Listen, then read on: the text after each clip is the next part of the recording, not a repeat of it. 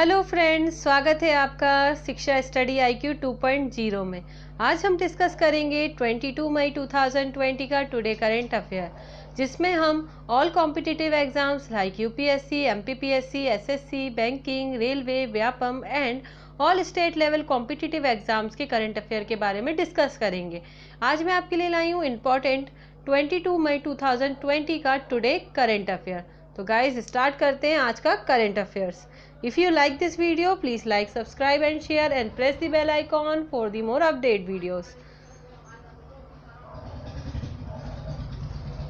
First question है guys, आतंकवाद विरोधी दिवस कब मनाया जाता है? तो हाल ही में एंटी टेररिज्म डे सेलिब्रेट किया गया है 21 मई को। तो 21 मई को हम आतंकवादी विरोधी दिवस मनाते हैं। ये 21 मई 1991 को भारत के 7वें प्रधानमंत्री यानी राजीव गांधी की पुण्यतिथि के अवसर के रूप में हम इसे मनाते हैं। अब हम बात करते हैं इनका जो मृत्यु हुई थी वह तमिलनाडु में आतंकवादी समूह तमिल टाइग्रस इलम लाइट द्वारा मृत्यु हो गई थी। इसके उपलक्ष्य में ही हम इसे आतंकवादी विरोधी दिवस मनाते हैं।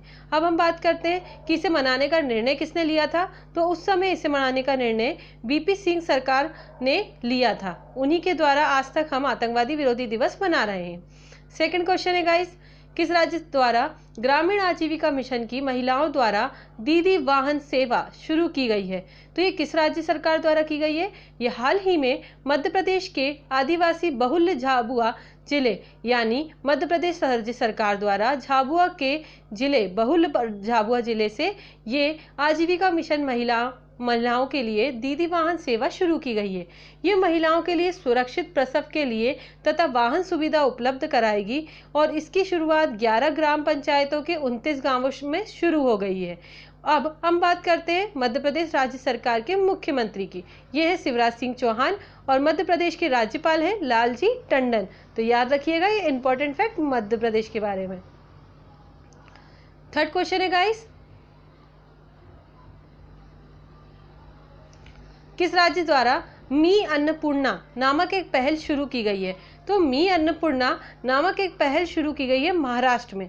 महाराष्ट्र में IRDA लाइसेंस प्राप्त बीमा मध्यस्थ इंटीग्रेटेड रिस्क इंश्योरेंस के द्वारा हाल ही में मी अन्नपूर्णा नामक एक पहल स्टार्ट की गई है। ये 3 कारकों पे बेस्ड है।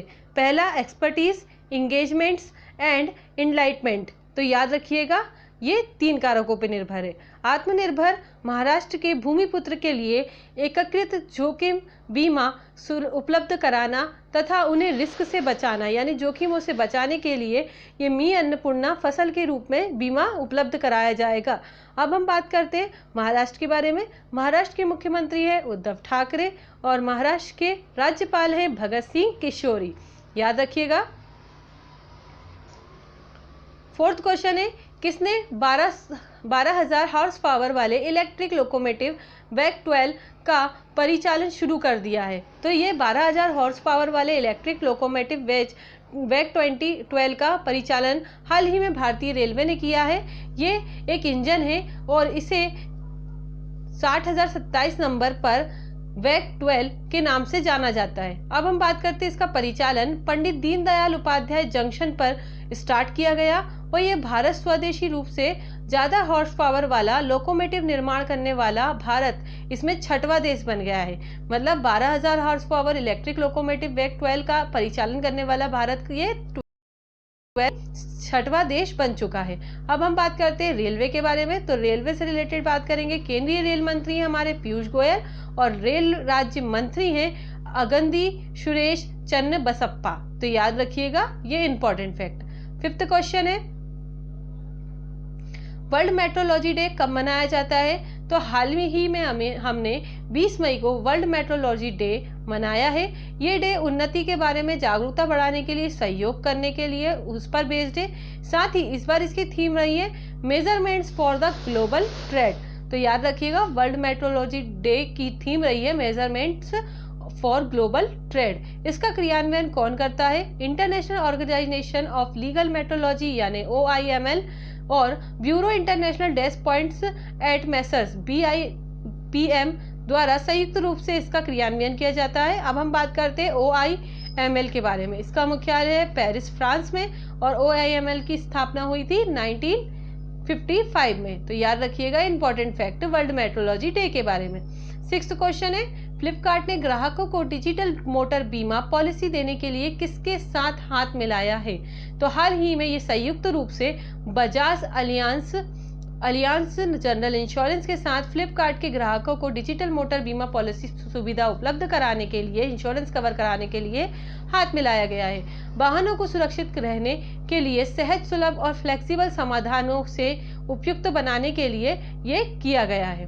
7th क्वेश्चन है, किसने सुकून कोविड-19 बीट द स्ट्रेस नामक एक नया कार्यक्रम शुरू किया है? तो हाल ही में सुकून कोविड-19 बीट द स्ट्रेस कार्यक्रम जम्मू कश्मीर के सूचना और जनसंपर्क विभाग ने हाल ही में इस कार्यक्रम को शुरू किया है। इसका प्रसारण दूरदर्शन कश्मीर चैनल पर हर मंगलवार को सुबह 9 बजे प्रसारित होगा और ये मनोचिकित्सक, प्रख्यात चिकित्सक और वैज्ञानिक मनोचिकित्सक स्वास्थ्य विचार साझा करेंगे कोविड-19 के बारे में इस चैनल के माध्यम से। अब हम बात करते हैं लेफ्टिनेंट जम्मू कश्मीर के, तो लेफ्टिनेंट गवर्नर जनरल हैं हमारे गिरीश चंद्र मुर्मू। तो याद रखिएगा ये उनके द्वारा स्टार्ट किया गया है। 8th क्वेश्चन है, world day for culture diversity for the dialogue and the development world day कब मनाया जाता है? तो ये विश्व स्तर पर world day for culture diversity for dialogue and the development ये किसके द्वारा मनाया गया है और कब मनाया गया है? विश्व स्तर पर 21 मई को ये सेलिब्रेट किया गया है और इस डे की यही खासियत है कि ये वर्ल्ड एंड कल्चर को समर्पित है, यानी इसका उद्देश्य सांस्कृतिक संवाद, विविधता और समावेशन के महत्व को लेकर जागरूकता बढ़ाने से है। अब हम बात करते हैं यूनेस्को इसको हर साल होल्ड कराता है, यानी तो हम बात करेंगे यूनेस्को के महानिदेशक है एड्रो अज़ाले एंड यूनेस्को का गठन हुआ था 4 नवंबर 1946 को। तो याद रखिएगा यूनेस्को के बारे में। और यूनेस्को बहुत ही इंपॉर्टेंट, इसका मुख्यालय है पेरिस फ्रांस में है। तो ये इंपॉर्टेंट फैक्ट यूनेस्को के बारे में। 9th क्वेश्चन है गाइस, भारतीय इस्पात संघ यानी इंडियन स्टील एसोसिएशन के नए अध्यक्ष कौन बने हैं अभी हाल ही में?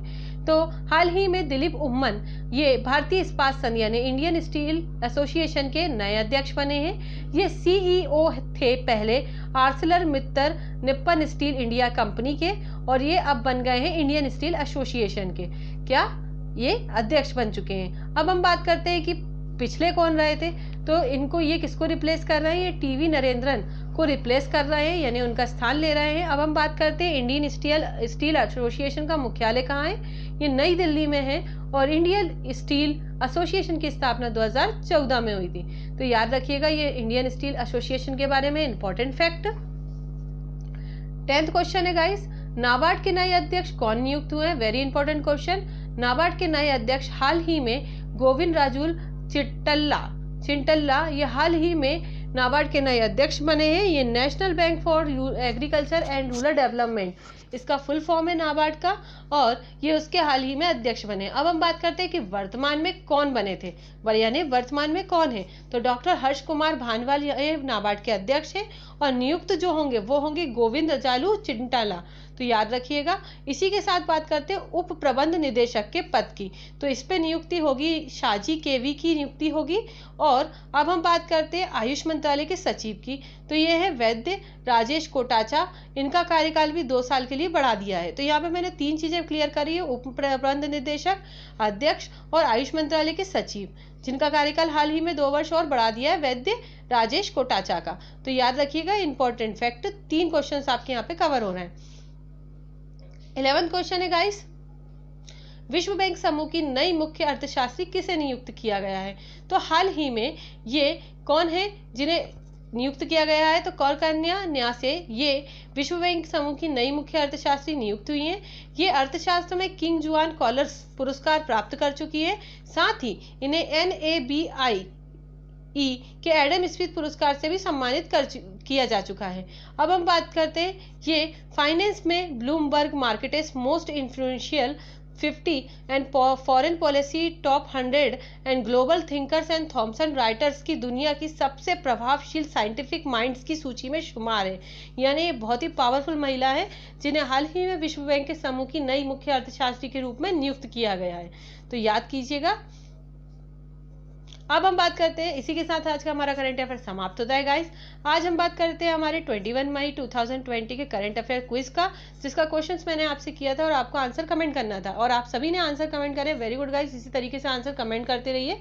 मैंने आपसे क्वेश्चन करा था कि NRAI ने किसे 2020 के राजीव गांधी खेल रत्न पुरस्कार देने हेतु नामित किया है, जिसके ऑप्शंस थे, first is Dhoni, second is PV Sindhu, third is Mithali Raj, fourth is Anju Moudgil. तो आप सभी को पता है इसका आंसर क्या है गाइस, जो आपने कमेंट करा है इसका आंसर है हमारा अजूम मुदगिल। तो ये आपने बहुत सही करेक्ट आंसर कमेंट करा है, वेरी वेल डन गाइस। इसी तरीके से आंसर कमेंट करते रहिए। आप डेफिनेटली अच्छे से करंट अफेयर्स की तैयारी कर रहे हैं और इससे आपकी क्विज की भी तैयारी हो रही है। तो आपको आंसर कमेंट करना है कि आपको कितना याद रहता है और कितना याद नहीं रहता है, with revise and without revise. ठीक है गाइस, अब इसी के साथ हम बात करते हैं 22 मई 2020 का टुडे करंट क्विज। तो फर्स्ट क्विज है गाइस, चरण पादुका पहल की शुरुआत किस राज्य सरकार द्वारा की गई है? तो इसके ऑप्शंस है, first is Madhya Pradesh, second is Bihar, third is Himachal Pradesh and fourth is Uttar Pradesh. तो आपको इसका आंसर कमेंट करना है। मैंने आपको बहुत डिटेल में ये क्वेश्चन समझाया था गाइस कि चरण पादुका पहल की शुरुआत किस राज्य सरकार द्वारा की गई है, और जो भी व्यापम की तैयारी कर रहा है, जो भी टीचर की तैयारी कर रहा है, वर्ग 1, वर्ग 2, वर्ग 3 की तैयारी कर रहा है, उसके लिए भी ये इंपॉर्टेंट क्वेश्चन है, क्योंकि इस राज्य सरकार द्वारा हमेशा क्वेश्चंस आते ही हैं, किसी भी राज्य सरकार द्वारा बेस्ड क्वेश्चन आएगा ही। तो आपको ये आंसर कमेंट करना है guys. If you like this video, please subscribe, like and share and press the bell icon for the more update videos. हम यहाँ पर आपके पूरे करंट अफेयर्स की अच्छे से तैयारी करा रहे हैं। ऐसा एक भी क्वेश्चन नहीं है जो आपके करंट अफेयर्स में नहीं आएगा गाइस। 110% आपकी तैयारी इसमें फुलफिल हो रही है, और आंसर भी कमेंट करना है। So thank you guys, have a nice day. यूं ही तैयारी करते रहिए। Thank you very much.